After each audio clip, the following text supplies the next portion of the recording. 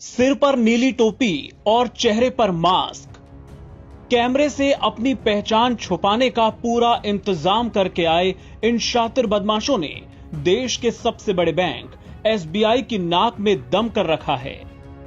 ये बदमाश बड़े शातिर तरीके से एटीएम की कैश डिपॉजिट मशीन को हैक कर लेते हैं और पैसे निकालकर फुर्र हो जाते हैं।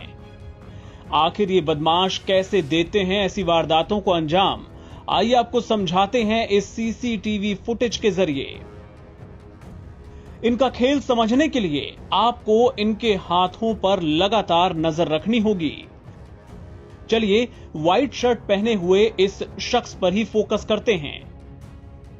ध्यान से देखिए, ट्रांजैक्शन के दौरान ये अपना एक हाथ लगातार मशीन पर रखता है, दूसरे हाथ से पैसे जेब में डालता है।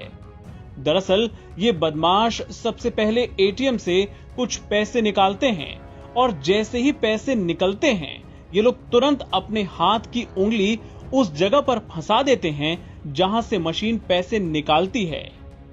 मशीन ये समझती है कि ट्रांजैक्शन फेल हो गया, यानी पैसे तो बाहर आए पर ट्रांजैक्शन फेल, यानी अकाउंट से पैसे नहीं कटे। इसके बाद ये लोग लगातार इस चीज को दोहराते हैं, रुपए निकलते ही फिर से हाथ लगा देते हैं। इस तरह से खाते से रुपए भी नहीं कटते पर इनके हाथ में जरूर आ जाते हैं। आपको जानकर हैरानी होगी कि इन बदमाशों ने एक के बाद एक 21 बार ऐसी वारदात की और एटीएम से 2,10,000 रुपए निकाल लिए, जबकि नॉर्मल कार्ड पर डेली लिमिट 40,000 रुपए की है। हद तो यह है कि अब तक इंदौर में लगातार ऐसी 4 वारदातें हो चुकी हैं। ताजा घटना बुधवार देर रात जूनी इंदौर थाना क्षेत्र में हुई, जहां एक बदमाश ने इस तरीके से 1,20,000 रुपए निकाल लिए। इसके पहले राजेंद्र नगर, सराफा और अन्नपूर्णा थाना क्षेत्र में भी इस तरह की घटनाएं हो चुकी हैं। अब सवाल यह है कि क्या ये बदमाश किसी भी एटीएम को निशाना बना सकते हैं? तो जवाब है नहीं। ये लोग सिर्फ एसबीआई के उन एटीएम्स में ही वारदात को अंजाम देते हैं जहां कैश डिपॉजिट मशीन लगी होती है। इन मशीनों से पैसा निकाला भी जा सकता है और जमा भी किया जा सकता है।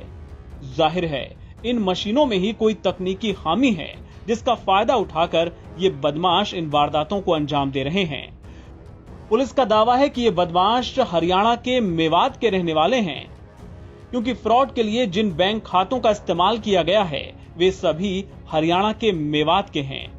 आरोपियों की गिरफ्तारी पर इंदौर पुलिस ने 10,000 रुपए का इनाम घोषित किया है।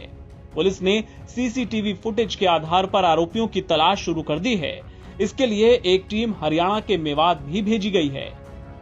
देखना होगा कि आरोपी कब तक पकड़ में आते हैं। और सबसे बड़ा सवाल तो देश के सबसे बड़े बैंक की डिजिटल सुरक्षा को लेकर उठ रहा है।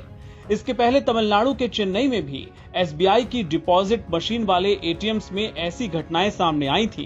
बदमाशों ने वहां 48 लाख रुपए उड़ा लिए थे, जिसके बाद एसबीआई ने प्रदेश में एटीएम से ट्रांजैक्शन पर रोक लगा दी थी।